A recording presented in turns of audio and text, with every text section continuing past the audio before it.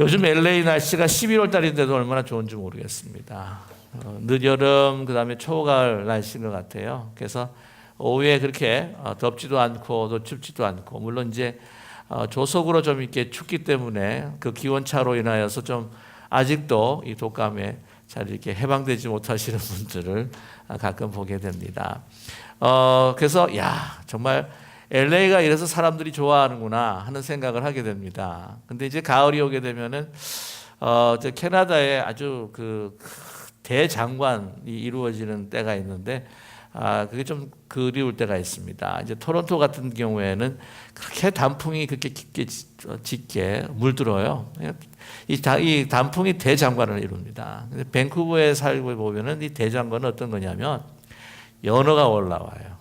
강물을 타고 연어가 올라오는데 이렇게 막 내려오는 물도요, 막 거침없이, 여러분 영화나 보통 영상을 보셨죠? 그냥 팍팍 뛰어오릅니다. 올라가지고는 이 강 기슭 저 위에 올라와 가지고는 자기가 알을 낳고 이제 다 죽게 되는데, 그때 이 올라오는 게 대장관입니다. 이게 거짓 물이 잘 안 보일 정도로 물반 뭐 고기반이라 그러는데 고기가 더 많은 것 같아요, 물보다. 그러면서 올라오면서 찢기고 상처당하고 막 벌겋게 뭐 벗겨지고, 그럼에도 불구하고 자기의 모든 목숨을 다하고 거기에서 알을 낳고 죽게 됩니다. 정말 대장관을 이루는데 그걸 보면은 참 감동이 있어요. 뭐 자기의 사명을 다하고 본분을 다하고 그렇게 하나님의 창조된 목적에 따라서 죽어가는 연어를 보게 되면, 이 강물을 이렇게 거슬러 오고 막 내려 낙차가 심한데도 막 팍팍 뛰어오르는 거 보게 되면은, 저거는 분명히 살아 있기 때문에 저렇게 뛰어오를 수가 있다 하는 생각을 하게 됩니다. 연어를 보면서 우리 그리스도인의 삶, 또 이 세상을 살아가는 우리 하나님의 사람의 모습을 발견하게 됩니다. 그냥 감동이에요. 과연 저 연어만큼 나도 살아가고 있을까 하는 생각을 할 수밖에 없습니다. 오늘 보면은 이 시대에 역행하면서 하나님의 사람으로 살아가는 우리 네 사람을 우리가 만나게 되는데, 여러분께서 너무나 잘 아시는 다니엘과 세 친구입니다. 그들이 지금 바벨론에 붙잡혀서 포로되어서 이제 살아가고 있는 모습들을 먼저 1절을 통해서 우리에게 말씀해 주시는데요.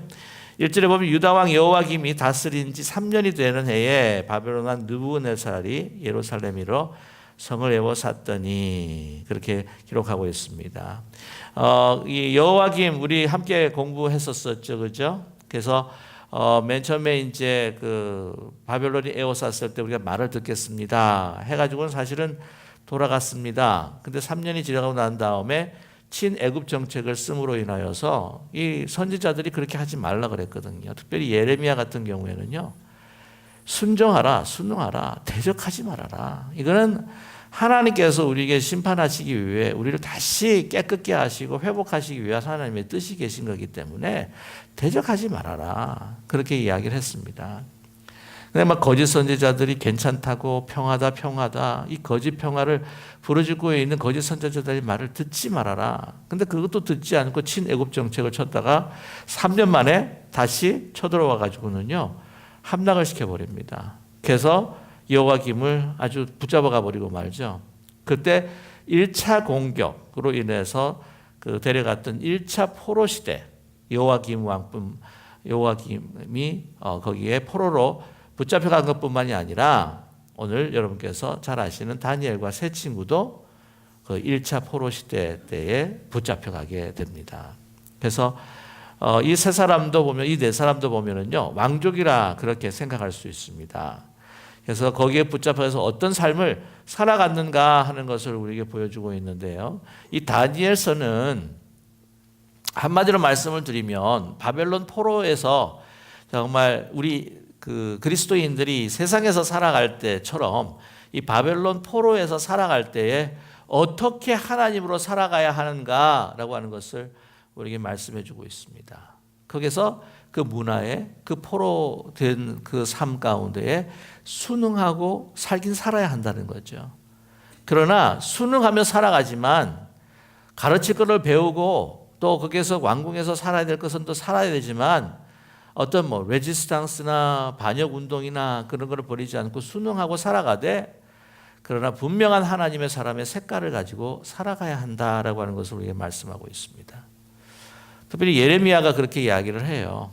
이 유다가 완전히 다 멸망하기 전에 계속해서 부르짖는 것이 뭐냐면 너희들이 바벨론 포로로 잡혀갈 텐데 70년의 복역이 끝나면 다시 돌아올 거니까 거기서 그냥 집을 짓고 농사를 하고 그냥 평상시 살아야 할 것들을 마련하면서 그냥 살아라, 순응하면서.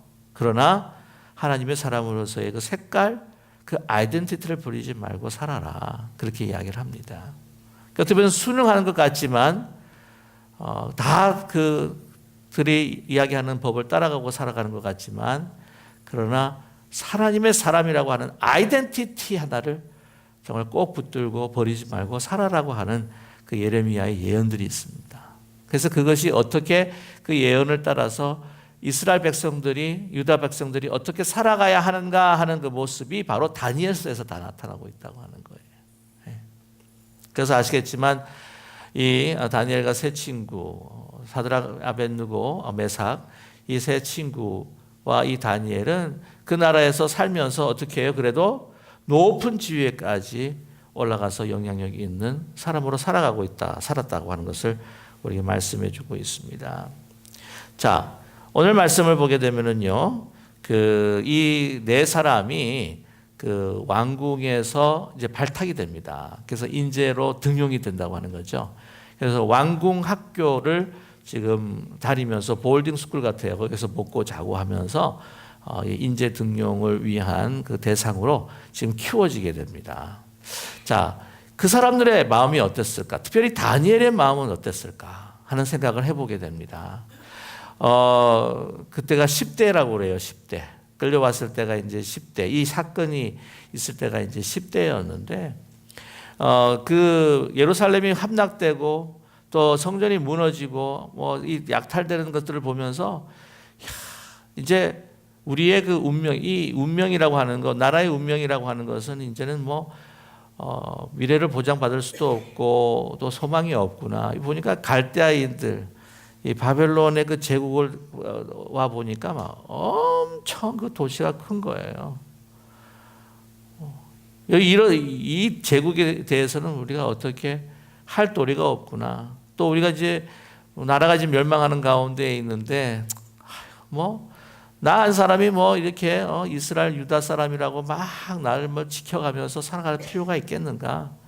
그냥 대세에 흘러서 그냥 살아가는 게 뭐 좋은 거지. 뭐 나 하나 이렇게 몸부림쳐 가지고는 뭐 그 무슨 소용이 있겠는가? 이제는 뭐 살아가면서 그냥 누가 더 힘이 센지, 더 진짜 실력자가 누구인지, 권세가 누구인지 그 사람 뭐 따라서 살아가는 게 그게 내가 편안하고 좋은 삶을 살아가는 거지. 뭐 내가 무슨 뭐 아이덴티티를 지키고 유대 사람, 이 지금 바벨론에 살아가면서 어떻게 하면 그 유대 사람이라고 하는 것을 지우면서 살아가야지 뭐 이걸 갖다 나타내고 살면 내가 무슨 이득이 있겠는가?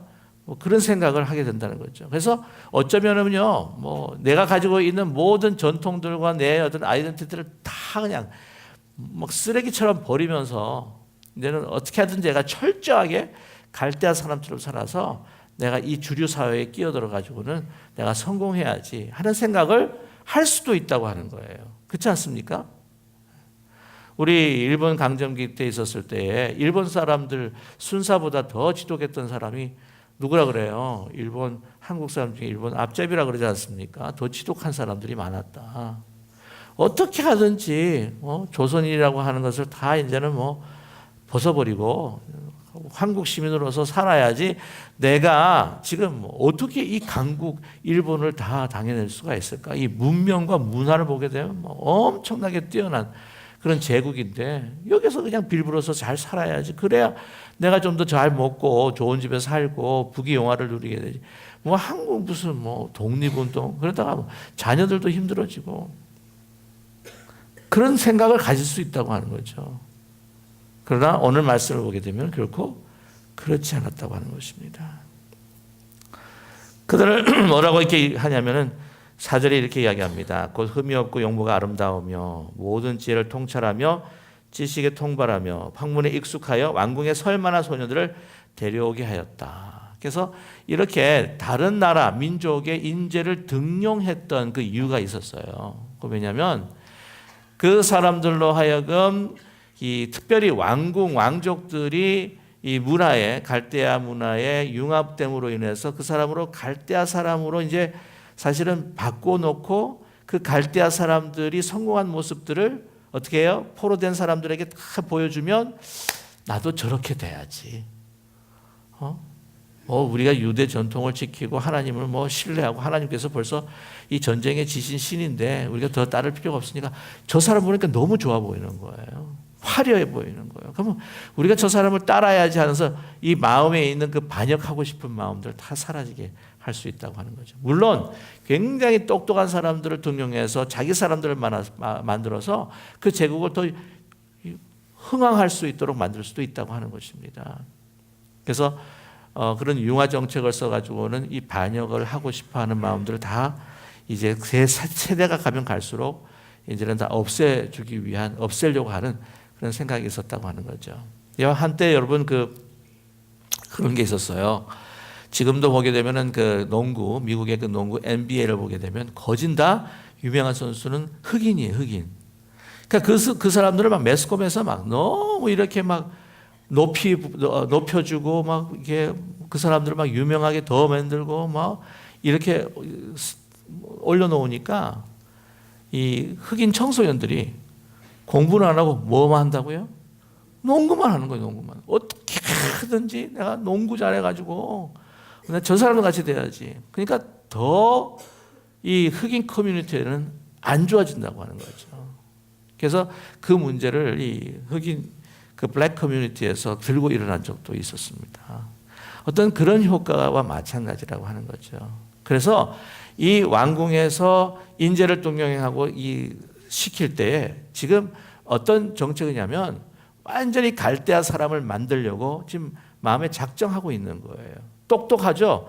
아주 준수하고 잘생기죠? 하여튼 잘 어떻게 갈대아 사람들을 만들어가지고는 한번 딱 세워놓으면 이 홍보 효과는 최고라는 거죠. 꼭 먹고 알 먹고인 겁니다. 그래서 이렇게 하는데 보세요. 먼저 그들이 했던 건 뭐냐면 창씨 계명부터 합니다. 히브리 이름을 다 뭐로 바꿔요? 이 갈대아 바벨론 이름으로 다 바꿔버립니다. 여러분 보면은 오늘 6절에 보게 되면은 뭡니까? 다니엘, 하나니아, 미사야, 아사랴.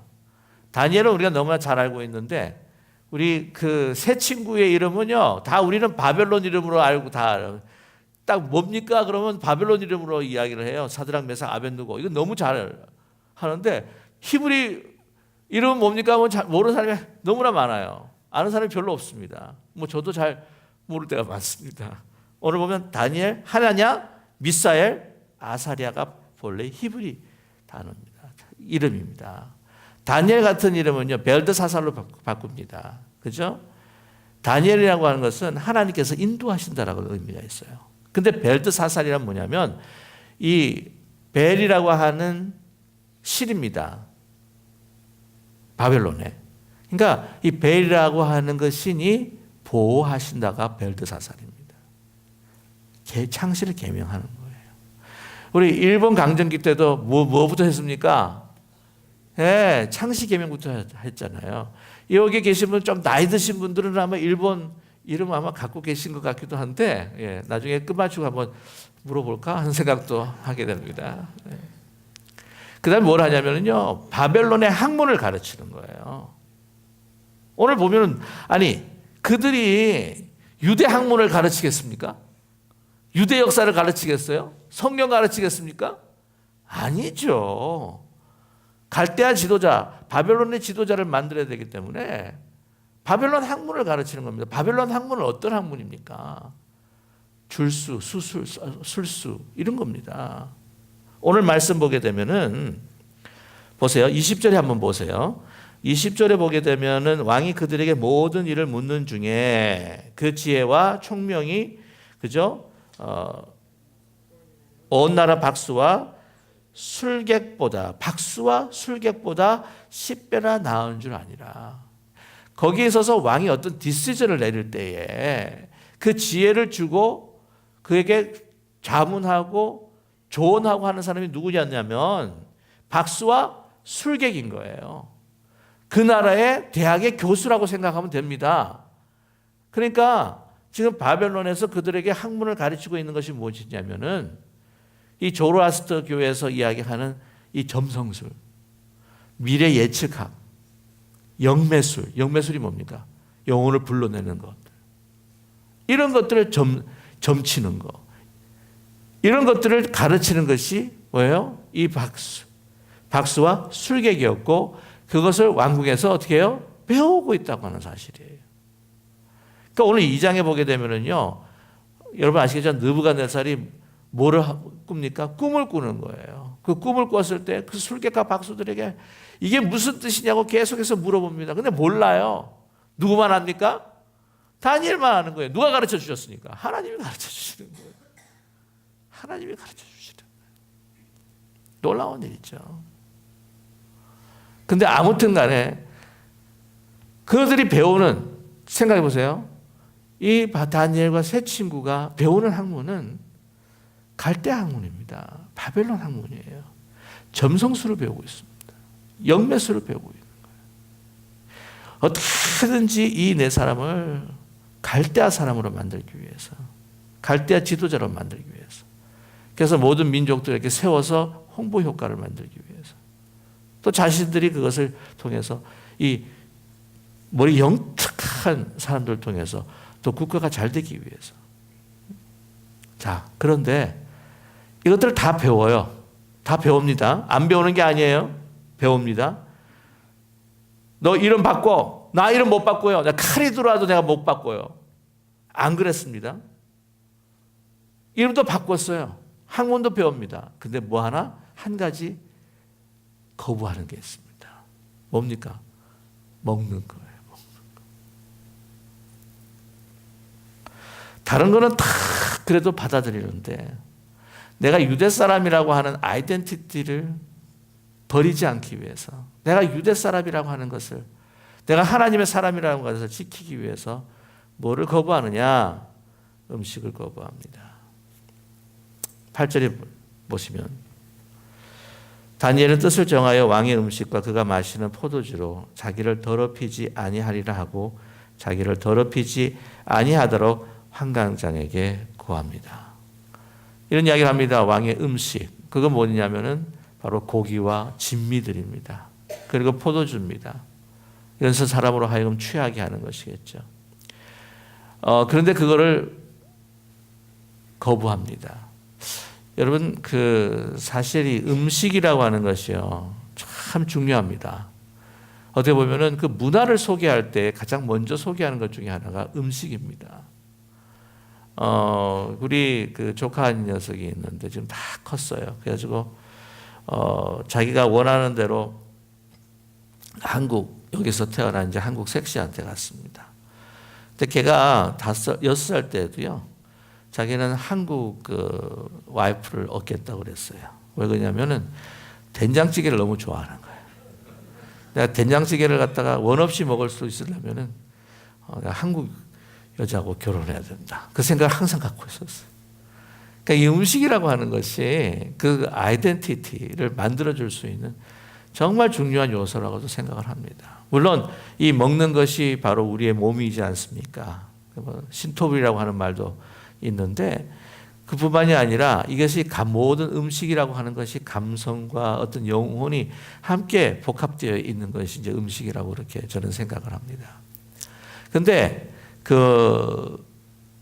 아시겠지만 이 히브리 사람들은요, 오래전부터 지금까지 그들이 먹는 음식이 있습니다. 코셔라고 하는 거 아시죠? 코셔.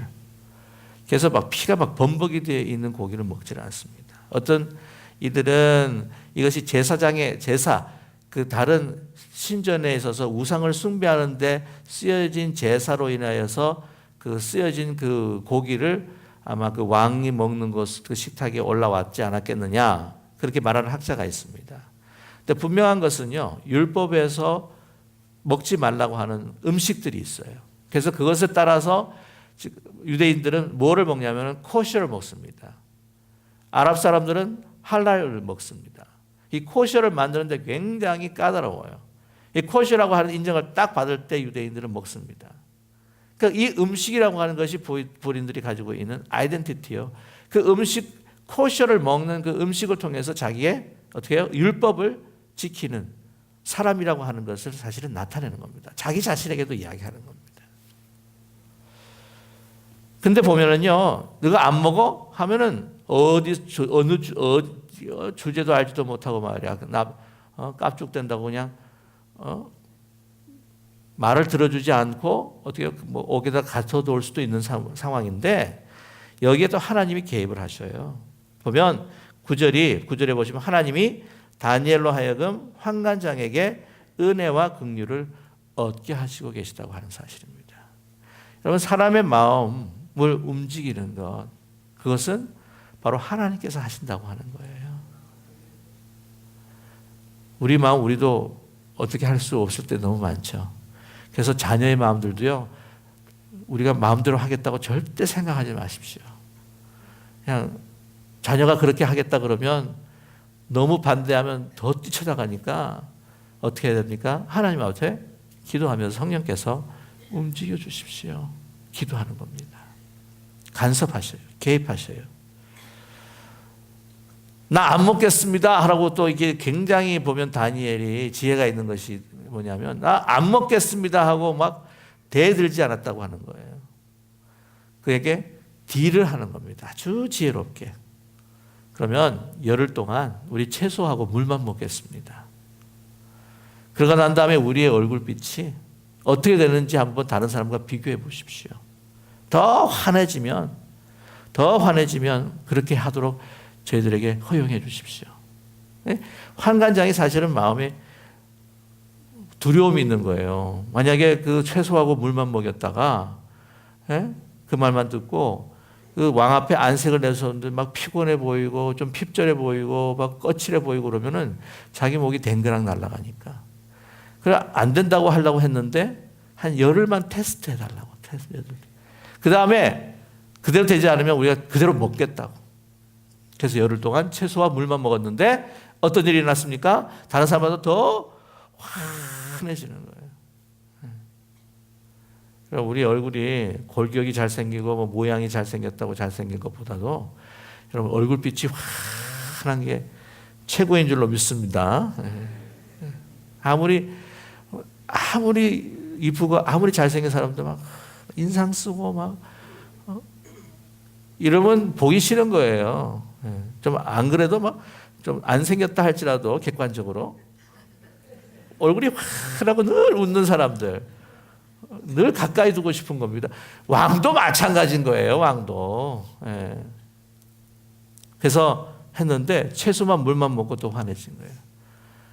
이런 놀라운 일이 있을 수가 있겠습니까? 사실 고기를 좀 먹어줘야 얼굴에도 이렇게 막 기름이 끼고 그러잖아요. 이렇게 반짝반짝하게. 근데 누구는 그래요. 그 코끼리도 채소만 먹고 사는데 그렇게 등치가 커진다고 하는 말도 있고, 어떤 분은 그렇게 또 이야기를 합니다. 혹시 마카데미아 나츠하고 코코넛을 먹은 것이 아닐까? 이 폴리네시안들 보게 되면 뭐 고기를 잘 안 먹어요. 그 사람들은요. 그런데도 막 이래요. 막 얼굴이 번질번질해요. 그 이유는 마카데미아 나츠하고 코코넛 때문에 그렇다고 합니다. 채소도요, 뭐 어떤 채소를 먹느냐, 열매를 먹느냐에 따라 다르긴 하겠지만, 아무튼 그렇게 막 해석을 한다면은 우리가 하나님께서 역사하실 그 자리를 너무 내줘드리는 것이 아니기 때문에 우리는 이것을 어떻게 해요? 신앙적으로 사실 먼저 받을 필요가 있다고 하는 거예요. 우리 상식적으로 생각해도 채소만 물만 먹어서 얼굴이 그렇게 막 윤기가 나기가 힘들다는 거죠. 그런데 하나님께서도 분명히 역사해 주셨습니다. 이거는 여러분 우리가 믿는 사람들이 채식주의자가 되어야 된다는 이야기가 아닙니다. 이걸 통해서 아이덴티티를 찾고자 하는 이 다니엘과 세 친구들의 하나님을 향한 마음을 우리는 살펴볼 수 있어야 한다는 거죠.